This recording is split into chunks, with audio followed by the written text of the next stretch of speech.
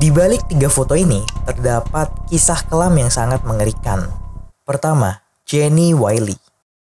Jenny adalah putri dari pasangan Clark dan Irene.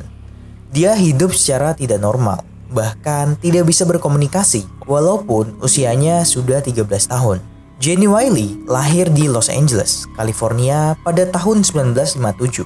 Dari kecil ia ini kerap menjadi korban pelecehan dan diisolasi sejak lahir oleh ayahnya. 14 Juli 2016, Clark, ayahnya Jenny, bekerja di pabrik selama Perang Dunia II, lalu melanjutkan karirnya di bidang penerbangan.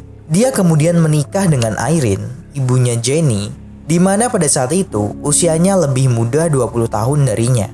Sebenarnya, Clark ini tidak mau mempunyai anak, tapi Irene terlanjur mengandung duluan. Ketika anak pertama mereka lahir, Clark ini malah merasa terganggu mendengar suara tangisannya, sehingga dia menempatkan bayinya di garasi. Hingga akhirnya sang bayi pun meninggal karena kedinginan dalam usia 10 minggu. Setelah itu, Clark dan Irene mempunyai anak kedua, di mana anak keduanya ini meninggal juga karena penyakit. Di kelahirannya yang ketiga, mereka mendapatkan seorang anak laki-laki yang merupakan kakak dari Jenny.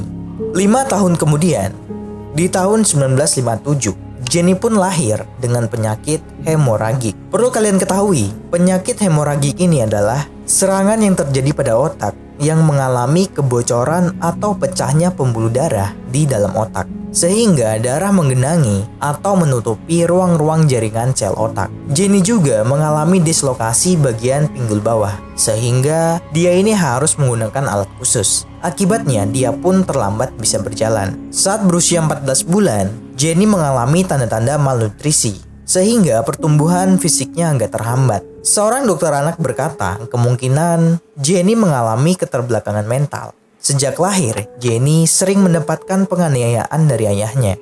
Mulai pada tahun 1958, Jenny harus hidup di dalam toilet rumahnya selama 12 tahun. Pada umur 1 tahun, tangan Jenny ini diikat dengan kain dan hidup terus-menerus di dalam toilet. Jenny pun disuruh duduk di atas pispot yang telah disiapkan ayahnya. Pispot itu adalah wadah untuk menampung air kencing. Pada tahun 1970, Clark pun pergi selama beberapa waktu ke rumah orang tuanya. Sedangkan kakak lelakinya Jenny, yang saat itu berusia 18 tahun, sudah kabur dari rumah dan tinggal bersama teman-temannya. Sang ibu memutuskan untuk mendaftarkan Jenny ini ke fasilitas bagi penyandang disabilitas di California. Dia pun mengajak Jenny untuk pergi bersamanya. Setibanya di tempat, ibunya Jenny ini malah salah masuk ke kantor layanan sosial umum. Para petugas pun terheran-heran saat melihat anaknya. Jenny tampak berbeda dari anak-anak pada umumnya. Walaupun sudah berusia 13 tahun, tinggi dan berat badannya hanya 26 kg. Diketahui bahwa Jenny ini tidak bisa berbicara, tidak bisa mengunyah ataupun menelang, dan tidak bisa sepenuhnya memfokuskan matanya maupun merenggangkan anggota tubuhnya. Bahkan, Jenny ini juga mengompol dan mengeluarkan air liur. Karena curiga pada kondisinya, para petugas pun menghubungi polisi untuk melakukan penyelidikan. Pada akhirnya, kedua orang tua Jenny pun ditangkap. Namun sayangnya, sang ayah malah mewafatkan diri. Kedua, Mary Reeser.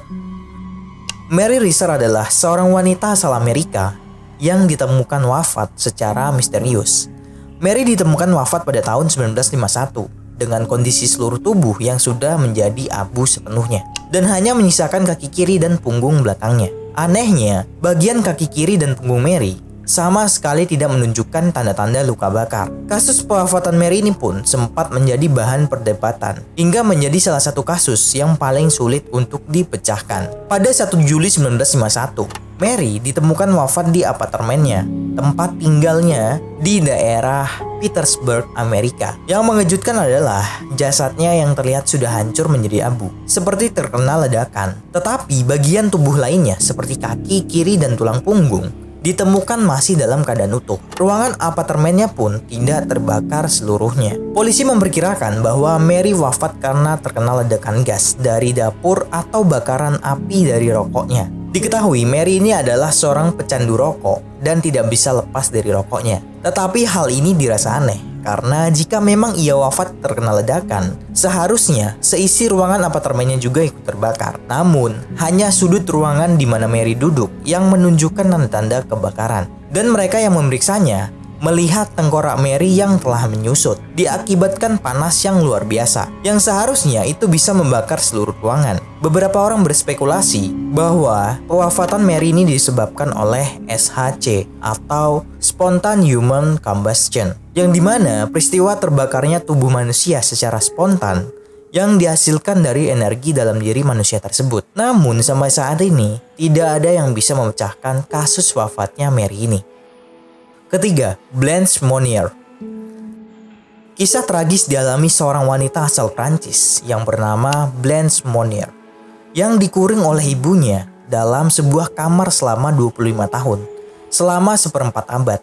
Ia menghabiskan hari-harinya dengan penuh kesedihan dan berdiam di tengah kotorannya sendiri yang sangat bau. Yang lebih mirisnya lagi, ia hanya memakan makanan sisa dari ibunya demi bertahan hidup. Sampai-sampai badannya pun sangat kurus. Blanche ini harus menjalani hidup penuh siksaan dan dijauhkan dari dunia luar lantaran dia mencintai seorang pengacara yang tidak direstui oleh orang tuanya. Blanche ini dilahirkan di Poitiers, Prancis pada 1 Maret 1849. Ia lahir dari keluarga yang terhormat. Status orang terkaya pun disandang oleh Blanche. Tetapi ia memiliki ibu bernama Louise Monnier yang begitu posesif. Louise, hidupnya ini penuh kemewahan. Sementara putranya, Marcel, adalah lulusan sekolah hukum. Suami Louise, Emile, yang sudah meninggal pernah berstatus sebagai kepala fakultas seni di kotanya. Pada tahun 1876, Blanche ini jatuh cinta dengan seorang pengacara, di mana usianya lebih tua dari dirinya.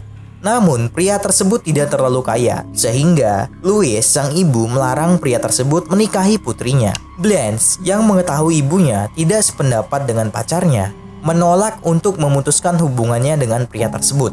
Saking keras kepalanya Blanche, akhirnya Louise mengurung putrinya di sebuah kamar yang benar-benar terisolasi dan tanpa sinar matahari.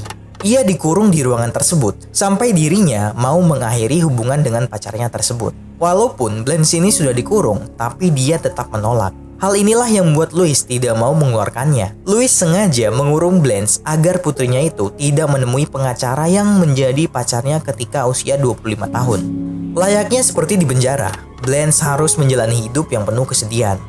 Bahkan sama sekali tidak pernah dirawat oleh keluarganya. Blanche pun bisa bertahan hidup di kamar yang menjadi tempat isolasinya dengan memakan makanan sisa dari ibunya ketika ia dikurung. Namun sayangnya, pacarnya Blanche ini wafat pada tahun 1885. Orang-orang di negaranya tidak ada yang pernah melihat wanita cantik tersebut sejak menjalin hubungan pada tahun 1876. Louise dan putranya sama sekali tidak mau mengurus Blanche. Sampai-sampai Louise dan keluarganya seolah baik-baik saja di mata orang lain. Tidak ada yang aneh di kehidupan mereka. Namun, tidak semua orang menyadari bahwa Louise mengurung Blanche selama bertahun-tahun di kamar yang sempit dan bau tersebut. Setelah bertahun-tahun, Blanche tidak diketahui keberadaannya. Orang di luar keluarganya mulai menemukan titik terang. Hal ini bermula dari catatan tanpa nama yang ditunjukkan kepada Jaksa Agung Prancis pada 23 Mei 1901. Catatan tersebut menceritakan Blanche yang digambarkan sebagai perawan tua yang terkurung di rumah Louise. Di sana tertulis bahwa ada wanita yang terkurung dalam kondisi kelaparan dan hidup di dalam ruangan berbau busuk selama 20 tahun terakhir. Pihak kepolisian yang menerima catatan tersebut sempat ragu, apalagi Louise ini adalah keluarga yang terlihat tidak bermasalah dan sangat kaya. Namun, mengingat Blanche yang keberadaannya tidak diketahui, mereka segera bertindak cepat dan mendatangi rumah Louise. Ketika polisi tiba di rumah Louise, di rumah tersebut tidak ada orang sama sekali. Pintunya pun terkunci dan mereka memilih untuk membukanya secara paksa. Dari sanalah polisi mencium bau yang sangat busuk yang menuntun mereka menuju kamar di mana Blanche dikurung. Ketika sampai di kamar, ditemukan jendela tertutup dengan kain tebal dan dipenuhi debu. Polisi pada awalnya tidak dapat membuka jendela. Namun, mereka tidak kehabisan akal dan memutuskan untuk melepas engsel jendela.